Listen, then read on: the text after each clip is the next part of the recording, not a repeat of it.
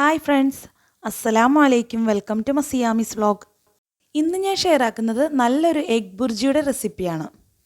Egg bhurji ഉണ്ടാക്കുന്നതിന് വേണ്ടി ഒരു പാൻ അടുപ്പിൽ വെച്ച് ഹീറ്റ് ചെയ്ത് ഇതിലേക്ക് 3 ടേബിൾ സ്പൂൺ വെളിച്ചെണ്ണ ആഡ് ചെയ്ത് കൊടുക്കാം. വെളിച്ചെണ്ണ നന്നായി ചൂടായി വരുന്ന സമയത്ത് 1 ടേബിൾ സ്പൂൺ ഇഞ്ചി വെളുത്തുള്ളി ചോപ്പ് ചെയ്തത് ആഡ് ചെയ്ത് കൊടുക്കാം. 1 മിനിറ്റ് നന്നായി സോട്ട് ചെയ്തെടുത്ത ശേഷം ഇതിലേക്ക് ഒരു സവാള, ഒരു പച്ചമുളക്, കുറച്ച് കറി ലീവ്സ് ചോപ്പ് ചെയ്തത് ആഡ് ചെയ്ത് കൊടുക്കാം.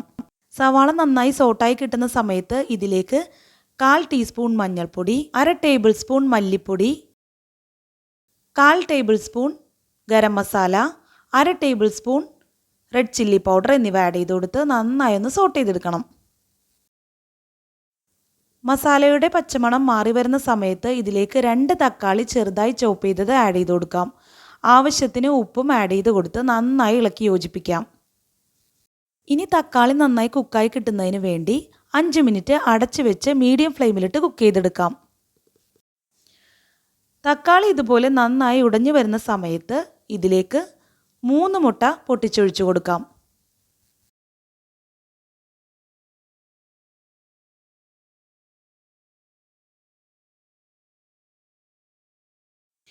ഇനി ഫ്ലെയിം ഹൈയിലാക്കി മുട്ട നന്നായി മിക്സ് ചെയ്തെടുക്കണം.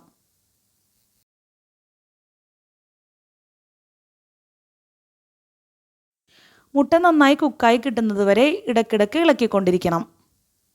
10 മിനിറ്റ് കൊണ്ട് തന്നെ മുട്ട ഇതുപോലെ നന്നായി കുക്കായി കിട്ടും. നന്നായി കുക്കായി കിട്ടുന്ന സമയത്ത് ഇതിലേക്ക് 2 നുള്ള് ഗരം മസാല കൂടി ആഡ് ചെയ്ത് കൊടുക്കാം. 1 ടീസ്പൂൺ പെപ്പർ പൗഡർ ആഡ് ചെയ്ത് കൊടുക്കാം. 1 ടീസ്പൂൺ വെളിച്ചെണ്ണ ആഡ് ചെയ്ത് കൊടുക്കാം. ഇനി ഇതിലേക്ക് 1 പിടി മല്ലിയില ആഡ് ചെയ്ത് കൊടുത്ത് ഫ്ലെയിം ഓഫ് ചെയ്യാം. ഇനി ഇത് നന്നായിട്ടൊന്ന് മിക്സ് ചെയ്തെടുക്കാം.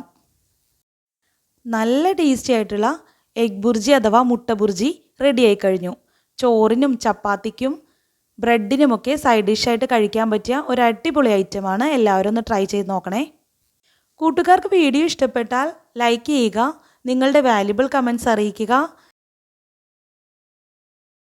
ഇൻഷാ അല്ലാഹ് നെക്സ്റ്റ് നല്ലൊരു വീഡിയോ ആയിട്ട് വരാം. Thank you for watching. അസ്സലാമു അലൈക്കും.